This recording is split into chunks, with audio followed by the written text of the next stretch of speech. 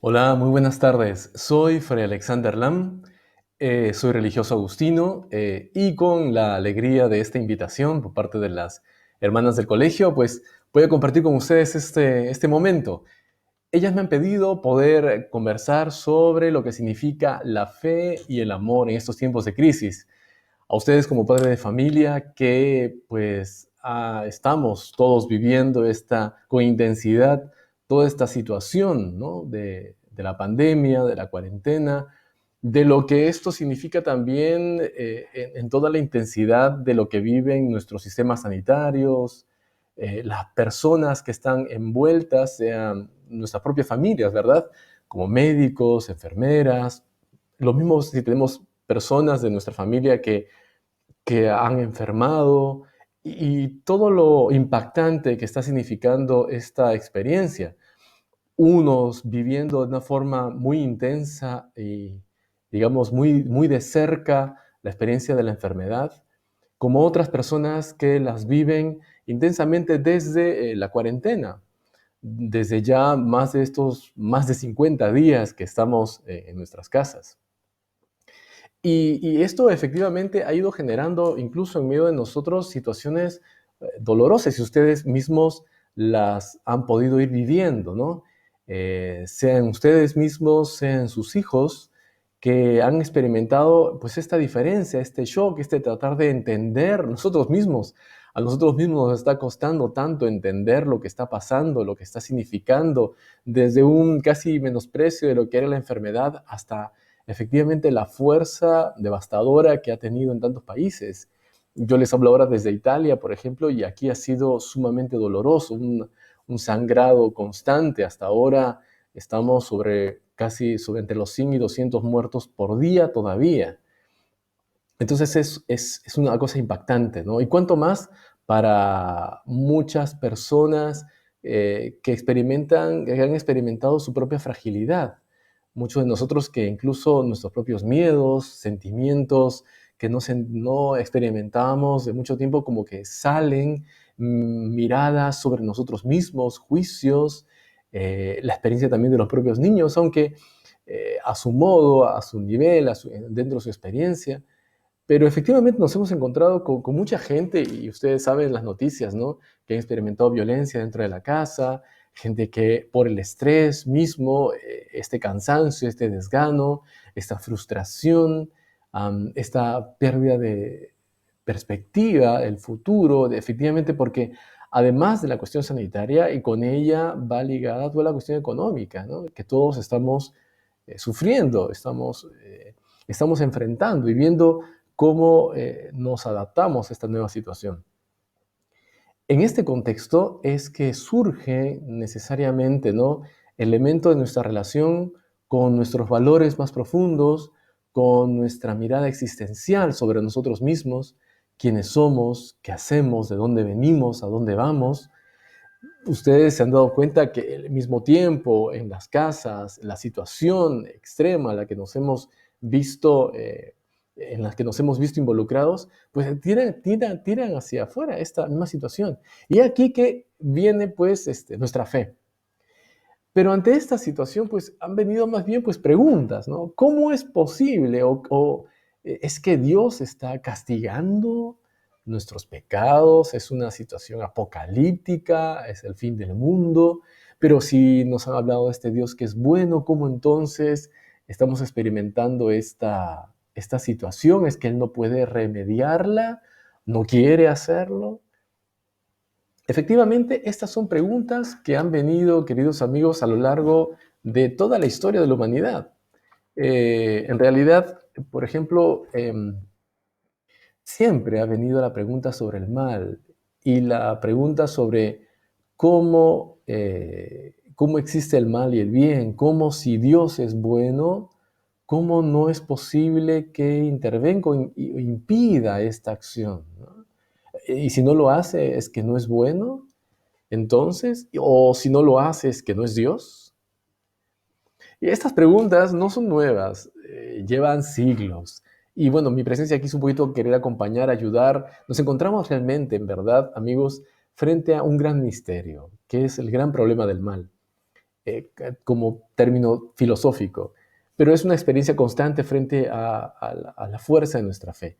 Y si lo has podido vivir tú, yo, cuánto más a veces pues nuestros niños, los adolescentes, los jóvenes, distintos familiares nuestros, y cómo en esta circunstancia hemos buscado tener seguridades, a veces agarrándonos a distintos discursos de complot universal, a distintos discursos religiosos sobre este tipo de visión catastrófica, ¿no? Estoy aquí un poco para compartir contigo y animarte. Quisiera, y desde aquí permíteme dar esta explicación para poder tratar, para intentar acercarnos a este gran misterio, ¿sabes? No es que yo tenga la respuesta total. Y efectivamente la iglesia nos propone la verdad, es cierto. Pero la verdad misma nos supera. Tenemos elementos de verdad que compartimos, pero efectivamente es mucho más de lo que nuestra misma inteligencia puede alcanzar. Pero vamos para eso, vamos hacia ello. Yo quisiera, en primer lugar, decirte que hay un principio elemental, importante, básico, la creación. Sí, Dios que es bueno, crea el mundo. Y ven acá esta imagen preciosa, voy a hacer un acercamiento. Esta imagen preciosa de Miguel Ángel en la Capilla Sixtina, de Dios, ¿no? El Padre que crea al hombre. Dios crea por amor al ser humano. Y este es un principio fundamental. Y nos hace entender también que Dios quiso dar una lógica propia a la creación, unas leyes propias a la naturaleza. Y respeta estas leyes propias de lo que existe, su propia continuidad. De hecho, a lo largo de la historia sagrada, de la historia de la revelación, nos encontramos con experiencias, por ejemplo, como la del diluvio, ¿verdad? En la que por el mal, por el pecado del hombre, por la maldad del hombre, Dios decide, nos cuenta así la escritura en el libro de Génesis, acabar con el mundo. Y nos cuenta la historia, ¿no? Del arca de Noé, el diluvio universal, acaban con todo para exterminar la maldad del mundo y quedarse solamente con esta familia, la familia de Noé, para que inicie nuevamente la historia de la humanidad.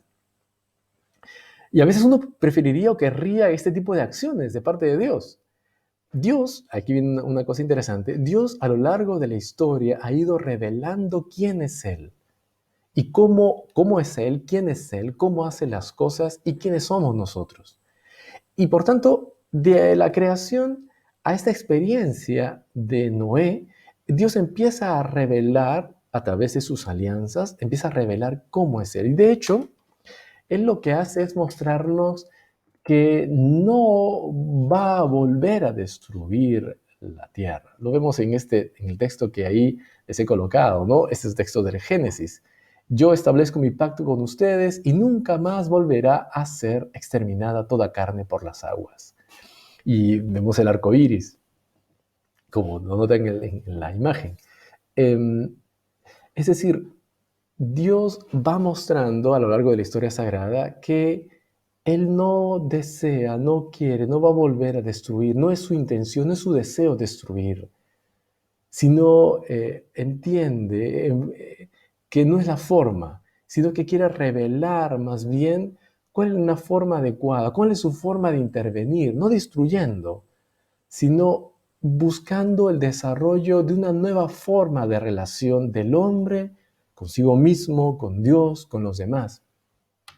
De hecho, por ejemplo, un texto precioso que aquí les pongo de Jeremías, trata sobre este deseo que tiene Dios de relacionarse con el hombre, de querer una relación estrecha con Él, de que el hombre ame a Dios, lo ame a Él y aprenda también, por tanto, a amar, amarse a sí mismo y amar a los demás. En este texto precioso de Jeremías, por ejemplo, vemos cómo Dios se lamenta de que el hombre no acoja su propuesta, su deseo de amar, sino que más bien prefiera, ¿no? Deje de lado la fuente de agua viva, la fuente que da vida, y busque pozos agrietados que no contienen el agua. El mismo Dios, por tanto, es interesante ver esto, ¿no? Dios crea al hombre, le y dota de esta propia naturaleza, libertad. En medio de todo esto, con Noé nos revela que quiere respetar esta libertad, que no va a volver a castigar destruyendo, no quiere hacer ese su estilo, más bien quiere promover una forma de relación más auténtica, más plena, más interior, que desarrolle al ser humano, que le muestre, que le enseñe qué significa amar a Dios y que sea amado por Él y amarse los unos a los otros. Por eso, resumiendo grandemente, la plenitud de la revelación de Dios será la experiencia de Jesucristo. Y aquí les muestro una imagen de Jesús, buen samaritano.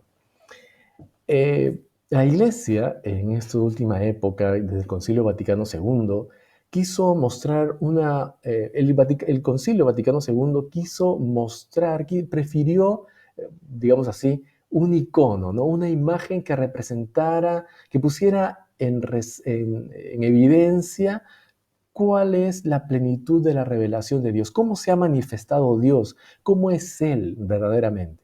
Y esta imagen, una de estas imágenes preciosas, es la del buen samaritano. El mismo Papa Francisco dirá al inicio en el año de la misericordia, en la bula de la misericordia, diciendo que esta es la imagen justamente de la iglesia que quiere tener la iglesia ahora, una iglesia samaritana.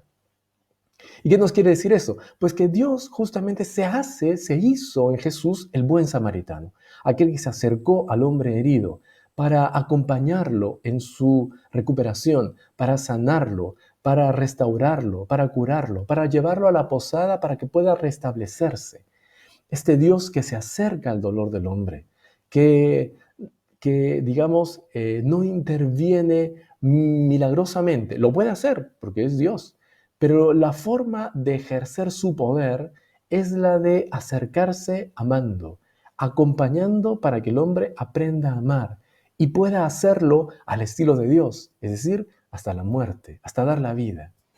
Esto es precioso, esto es interesante. Dios ejerce su omnipotencia no simplemente suspendiendo las leyes naturales de la naturaleza o del proceder de la historia, lo puede hacer, pero ejerce y ha querido así manifestar quién es Él y su corazón, acercándose al hombre mismo para ayudarlo a vivir esta historia que Él mismo ha creado, cuyas consecuencias el mismo hombre está sufriendo, pero para ayudarlo a, a sentirse amado, a, a poder él mismo desarrollar su gran llamado a amar, a perdonar, a recrearse, a ejercer su libertad. Así es como, por eso es que el mismo Jesús se acercará a nosotros muriendo en la cruz. Y aquí viene una primera gran disposición que necesitamos tener, es decir, más bien en las que somos llevados. Es decir, si yo he experimentado, he visto en mi vida a lo largo de mi historia, estas experiencias en las que Dios ha manifestado su cercanía, su amor para conmigo, yo puedo confiar en Él, puedo ejercer mi fe, mi confianza. Mi fe que no significa solamente admitir un tipo o un contenido de doctrina, sino depositar mi confianza en Él. No solamente para eso me sirve mi historia personal y acontecimientos que yo he vivido, sino la historia sagrada misma, que me manifiesta con acontecimientos reales y el mayor de todos ellos es Jesucristo crucificado y resucitado, que me garantizan esta decisión de confiar, de tener fe, de saber que aquel que ha muerto por mí, por amor, es digno de confianza y de que aquel que ha manifestado su presencia para conmigo, la continuará manifestando. Y por eso yo recibo la gracia, el don de la fe y decido también confiar. Esto es importantísimo. Pero no solo queda ahí, y aquí me quiero agarrar de las tres virtudes teologales, las tres virtudes que manifiestan nuestra relación con Dios y nos posibilitan la vida cristiana. La otra es la esperanza. Y aquí quiero, y ustedes verán esta imagen de esta mujer, ella es Baquita, Santa Faustina Baquita, una santa, una mujer sudanés.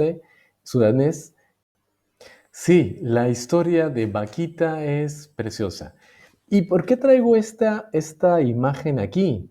Porque ya el Papa Francisco nos ha dicho algunas semanas atrás que la esperanza cristiana es distinta de cualquier tipo de optimismo. Esto es muy interesante. Una persona optimista no necesariamente es una persona religiosa, puede ser cualquier una persona de buena voluntad, ¿verdad? Y el optimista es aquel que te da ánimos, te fortalece, te anima, te hace barra, ¿verdad? Para seguir adelante. La razón es eso, que hay que tener una mente positiva, una mente mirando es justamente las cosas buenas, tener actitudes humanas de agradecimiento, de mirar las cosas en su mejor ángulo, con el ánimo de que estas actitudes, estas respuestas generen a su vez un ambiente positivo, un ambiente novedoso. Pues el ser optimista no es malo, pero es insuficiente para un cristiano, o más bien, la experiencia cristiana es mucho más rica. ¿Y cómo es esta experiencia cristiana que no es solo optimismo? Pues es eso, esperanza.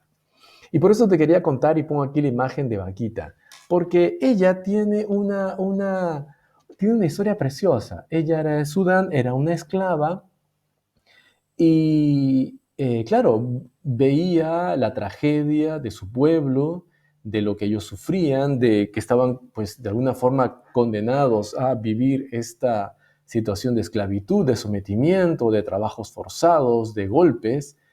Y, claro, ¿cuál fue la diferencia que hizo que ella experimentara libertad? Pues el hecho de conocer a Jesús. Cuando ella conoce al Señor Jesús crucificado y sabe que ella ha sido amada por Él, entonces, y que por eso puede confiar en Él, y que al final de esta vida, de esta historia, el amado la espera, y que todos los acontecimientos no son más que un camino en el que este amado, de quien ella tiene seguridad, es una experiencia de acompañamiento, de ayuda, de consuelo, de fuerza, de aquel que al final, que que durante el mismo camino, pero en plenitud al final, lo espera. Entonces, claro, teniendo la conciencia, la seguridad de este amor, yo puedo caminar en esperanza. Tú lo verás, ¿no? O sea, si yo tengo, es tener esa esperanza cierta, como se dice en los textos de espiritualidad católica, de alguna forma pequeña, por ejemplo, ¿no? Tú con tu casa, cuando tengamos la oportunidad también de salir y todo esto, al llegar a tu casa, no solamente ser optimista en el sentido de decir, sí, piensa bien, lo vas a hacer, voy a llegar, etcétera, sino es de quien sabe quién me espera y por quién trabajo, quién me sostiene, quién me conoce, quién me ama. Esa experiencia tuvo Vaquita e hizo que todo el momento que vivió de esclavitud, como luego las dificultades, los retos que tuvo que afrontar, los enfrentó con la experiencia de ser libre, de ser hija. Eso es otra cosa. Esa es la esperanza cristiana. Entonces, claro, este tiempo, lo dice el Papa también, no debemos permitir que se nos robe el derecho de la esperanza, que es un don espiritual, sí, pero también, igual que la fe, una decisión, un don y una tarea, un don y una decisión, un ejercicio de mi voluntad. La esperanza, por tanto, nos dice también, lo decía ya, lo dice la Escritura y lo repitió el Papa Benedicto, el Papa Emérito, diciendo, es la esperanza que nos salva. Ya la experiencia de la esperanza ya es una experiencia de salvación. Qué hermoso, ¿no? Y esta situación, pues, no es la única, sino que la fe, la esperanza, genera esta disposición al amor. Y pongo aquí una cita de la primera carta de Juan. El que no ama no ha conocido a Dios, porque Dios es amor. Y claro, aquí viene nuestra fortaleza. Dios es amor. Y esta certeza es la que tenemos que alimentar en nuestra oración, en nuestro encontrarnos como familia, en nuestro encontrarnos como comunidad creyente. Es es dejarnos evangelizar, es decir, constantemente permitirnos recibir la buena noticia de que Dios nos ama, de que somos conocidos por Él, de que somos elegidos por Él, ungidos por Él, confortados con Él, revestidos por Él, y que nos fortalece, nos quiere, acompaña en nuestro camino, ejerce su fuerza en nosotros y en la historia, y nos espera. Claro, entonces, cuando uno, y yo te animo, querido padre, madre de familia, a que tú puedas, con tus gestos también de amor para con tus hijos, para con tu cónyuge, para con tu pareja, para con tu familia, puedas también ser ese signo de ese amor divino en medio de nosotros que da seguridad, la seguridad que da el sabernos amados. Y cuando uno llena su corazón, su espíritu, su humanidad de esta experiencia de amor, entonces ve cómo es oportuno hacer llegar, salir también al encuentro de los demás, salir a amar, salir a compartir.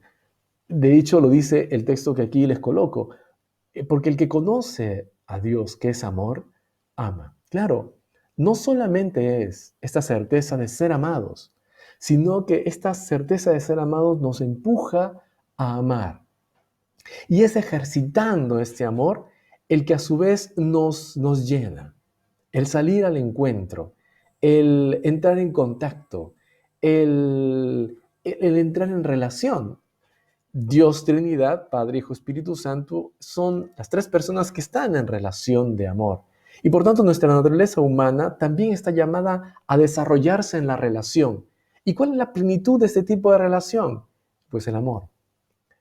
Un amor, por tanto, que en primer lugar yo te animo a hacer esta experiencia y ayudar a tus familiares, a tus hijos, a tus amigos a vivirla también, es esta experiencia de relación de amor contigo mismo. Sí, no, en este tiempo de estrés, de frustraciones, no seas tú tu peor, no sé, castigador, juez, no sé, aquel que te golpea. No seas tú tu peor enemigo. Reconcíliate contigo mismo. Y este tiempo seguramente es una gran oportunidad para eso. Una reconciliación con Dios, conmigo, con Dios, y una oportunidad de encontrar y reconciliarme con el otro, con el que está a mi lado. Y es que en la certeza de ser amados, se genera esta necesidad de salir al encuentro del otro. Una cosa muy bonita, por ejemplo, es esta foto que coloco aquí. Fue un viral, como dicen los jóvenes. Un video en el que se ven estos niños, de alguna forma era vistoso porque son de diferentes razas, y encontrarse con ese cariño para darse un abrazo, del cual ahora pues tanto añoramos poder dar y recibir.